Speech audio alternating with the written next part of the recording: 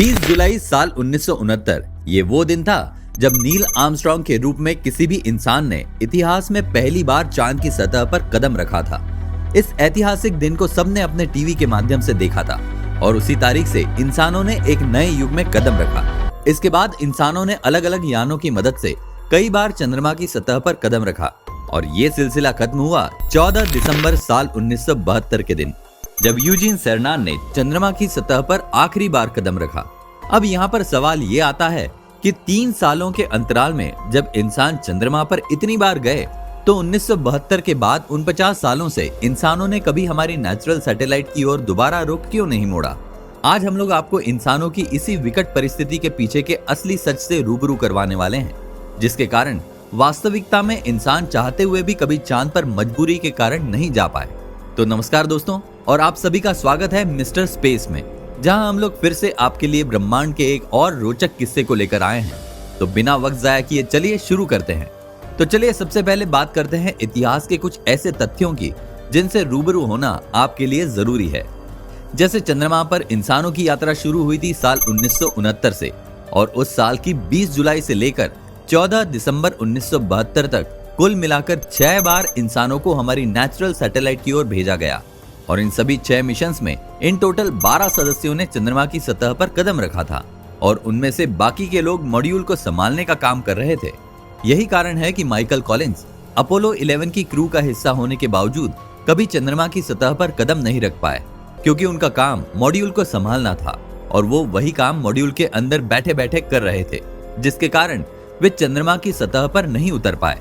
पर 3 सालों में 6 बार चंद्रमा की यात्रा करने वाले हम इंसान कभी मुड़कर दोबारा से पिछले 50 सालों में चांद पर कदम आखिर क्यों नहीं रख पाए? क्या हम लोगों ने कुछ ऐसा देख लिया था कि हम वहां पर दोबारा कदम रखने की हिम्मत नहीं जुटा पाए, या फिर वहां पर कोई ऐसी दुर्घटना हो गई थी जिसके कारण नासा भी इतना डर गई कि वो कभी भी मून पर वापस नहीं जा पाई? जब भी बात की जाती है चंद्रमा पर वापस ना जाने के कारण की, तो हमारे सामने कुछ ऐसे ही खौफनाक सवाल रखे जाते हैं, लेकिन सच्चाई ये है कि ये सभी सवाल बेबुनियाद और फालतू के हैं और इनमें से कोई भी तथ्यों पर आधारित नहीं है, बल्कि असल सच्चाई तो कुछ और ही है। और उस सच्चाई को जानने के लिए आपको वापस से इतिहास के उस पुराने दौर में जाना होगा। आज भले ही अमेरिका की अर्थव्यवस्था दुनिया की सबसे मजबूत अर्थव्यवस्था है और उसकी जीडीपी $23 ट्रिलियन के आसपास पहुंचती है, पर एक समय ऐसा भी था जब अमेरिका गरीबी से गुजरा करता था और उसके पास नासा को देने के लिए पर्याप्त पैसे भी नहीं हुआ करते थे। और यही दौर चालू हुआ 1972 में। 1972 में आखिरी मून लैंडिंग के वक्त ही नासा में आर्थिक रूप से बड़ी तंगी चल रही थी, लेकिन नासा अपना काफी सारा पैसा इस तंगी से पहले ही अपोलो 17 में इन्वेस्ट कर चुका था। इसलिए ऐसे बीच में अपोलो 17 को बंद करना सबसे ज्यादा नुकसानजनक बात होता। इसलिए जैसे तैसे अपोलो 17 को तो नासा ने चंद्रमा पर पहुंचाकर वहां के अंतरिक्ष यात्रियों को वापस बुला लिया था, पर उसके बाद नासा के पास ऐसे किसी भी बड़े प्रोजेक्ट को अंजाम देने के लिए जरूरी पैसे नहीं बचे थे, जिसके कारण आगे आने वाले सभी अपोलो मिशंस को रद्द कर दिया गया। उस दौर में नासा के बजट में एक बहुत बड़ा हिस्सा कम किया गया और इसका प्रभाव नासा पर कुछ इस तरह पड़ा कि अपने 1,90,000 वर्कर्स में से नासा को तकरीबन 50,000 वर्कर्स को नौकरी से निकालना पड़ा। फिर जब आर्थिक रूप से नासा की यह समस्या दूर हुई तो नासा ने अपना ध्यान चंद्रमा के अलावा बाकी अलग अलग जगहों पर केंद्रित करना शुरू किया, जैसे स्पेस टेलीस्कोप बनाना और मंगल ग्रह पर जाना। इसके अलावा ऐसी कई रोचक और हैरत अंगेज खोजें उस समय नासा के दिमाग में चल रही थी और इसी कारण चंद्रमा को ना तो जरूरी समय मिल पा रहा था और ना ही जरूरी पैसा। फिर क्या था, धीरे धीरे अपोलो मिशन से संबंधित डॉक्यूमेंट्स भी कर्मचारियों की अनुपस्थिति में खराब होने लगे और समय के साथ साथ बाकी सभी दस्तावेज कहां खो गए इसके बारे में किसी को नहीं पता। अब उस दौर में इतने एडवांस कंप्यूटर्स तो चला नहीं करते थे कि वो हर एक चीज को बिल्कुल एक एक डिटेल के साथ स्टोर कर लें, और वहीं दूसरी ओर बजट कट के कारण नासा को मजबूरी में अपोलो मिशन की कुछ जरूरी फाइल्स को भी डिलीट करना पड़ा और हार्ड कॉपीज एवं डेटा को ध्वस्त करना पड़ा, जिसके कारण अपोलो मिशन के दौरान बनाए गए रॉकेट आखिर किस टेक्नोलॉजी की मदद से बनाए गए थे और आखिर उनको किस तरह से एक्यूरेटली और एफिशिएंटली लैंड किया गया था, इसकी काफी ज्यादा मात्रा में जरूरी डिटेल्स विलुप्त हो गई और वो वापस कभी नहीं मिली। और ये खोई हुई टेक्नोलॉजी ही सबसे मेन कारण है कि हम लोग कभी भी चंद्रमा पर वापस नहीं पहुंच पाए। अब ऐसा नहीं है कि हमारे पास अपोलो मिशन से संबंधित कोई डेटा मौजूद है ही नहीं, बल्कि हमारे पास थोड़े बहुत ब्लूप्रिंट्स और कुछ डिजाइन और स्ट्रक्चर्स आज भी उपस्थित हैं। लेकिन जैसा कि आप सभी जानते हैं कि स्पेस टेक को बना पाना कितना कॉम्प्लिकेटेड और प्रिसाइज प्रोसेस होता है, जिसकी वजह से छोटी से छोटी चीज आखिर आपके प्रोजेक्ट में कितना बड़ा योगदान दे रही है, इसका आपको खुद भी अंदाजा नहीं रहता। और इसी वजह से ऐसे स्पेस प्रोजेक्ट में हर एक बिंदु मायने रखता है। पर फिर भी हम इंसानों की तो आदत होती है रिस्क लेने की, और इसी रिस्क लेने की आदत के चलते हम लोगों ने कई बार अपोलो मिशन जैसे लैंडर्स और रॉकेट्स को बनाने की कोशिशें की, और उन्हीं अपोलो स्पेसक्राफ्ट्स के ब्लूप्रिंट्स को देख देख कर ऐसा कई बार स्पेस एजेंसीज ने प्रयास किया कि वो चंद्रमा तक जाने वाले किसी ऐसे मॉड्यूल को बना ले जिससे वो भी चांद पर इंसानों को भेजकर वहां से वापस ला सके। पर जैसा कि हमने आपको बताया, ठीक वैसी ही समस्याएं उनके साथ भी पैदा हुई।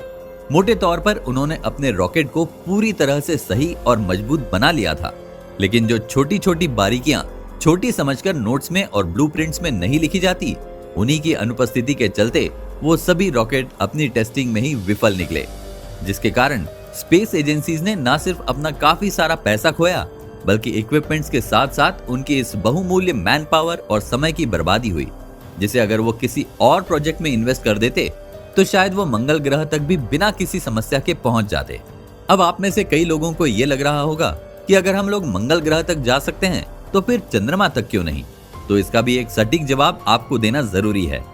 दरअसल चंद्रमा पर जाना मंगल पर जाने से थोड़ा सा कॉम्प्लिकेटेड और अलग है, क्योंकि मार्स की कॉस्मिक लोकेशन और उसके आसपास की परिस्थितियां हमारी चंद्रमा की परिस्थितियों से लाख गुना अलग है। जिसका मतलब कि जो टेक्नोलॉजी हम लोग मंगल ग्रह पर जाने के लिए यूज करते हैं वो शायद चंद्रमा पर किसी काम की ना निकले, और इसी वजह से इन दोनों मिशंस के बीच इतना फर्क आता है।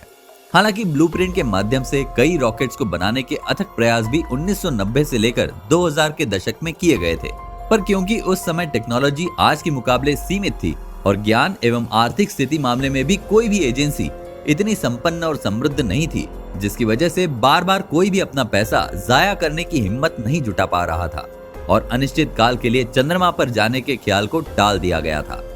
लेकिन बात करें अगर वर्तमान स्थिति की, तो इस समय पूरी दुनिया मंगल ग्रह पर बस्ती बसाने पर जोरों शोरों से दबाव डाल रही है, और बाकी बचा हुआ प्रयास वो सब सौर मंडल की बाहर की दुनिया को देखने में कर रहे हैं। इसके कारण चंद्रमा पर जाने की उत्सुकता के बावजूद कोई भी उसकी ओर रुख नहीं मोड़ पा रहा है, और इसी कारण आज सक्षम और संपन्न होने के बावजूद कोई भी स्पेस एजेंसी अभी फिलहाल चंद्रमा पर जाने का नहीं सोच रही है। अब इग्नोरेंस का ये मामला कब तक चलेगा, इस बारे में तो कोई नहीं जानता, लेकिन हाँ, बहुत जल्द ही आर्टेमिस स्पेस प्रोग्राम के तहत नासा चंद्रमा पर मंगल की ही तरह एक बेस बनाने की सोच रही है, जिसकी वजह से नासा अपने वैज्ञानिकों को चंद्रमा पर भेजकर वहां की सतह और वहां के वातावरण को और भी अच्छे से स्टडी कर पाएगी।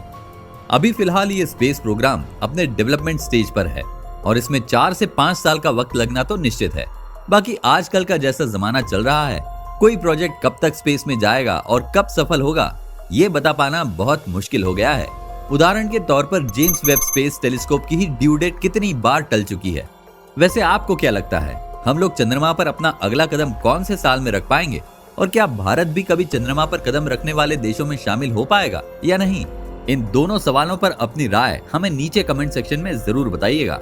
अगर इस वीडियो से कुछ नया जानने को या सीखने को मिला हो तो प्लीज इस वीडियो को एक लाइक कर अपने फ्रेंड्स और फैमिली में इसे शेयर जरूर करें, और यदि इस चैनल पर आप नए हैं तो प्लीज इस चैनल को सब्सक्राइब करें। मिलते हैं अगले वीडियो में किसी नए टॉपिक के साथ, तब तक के लिए नमस्कार।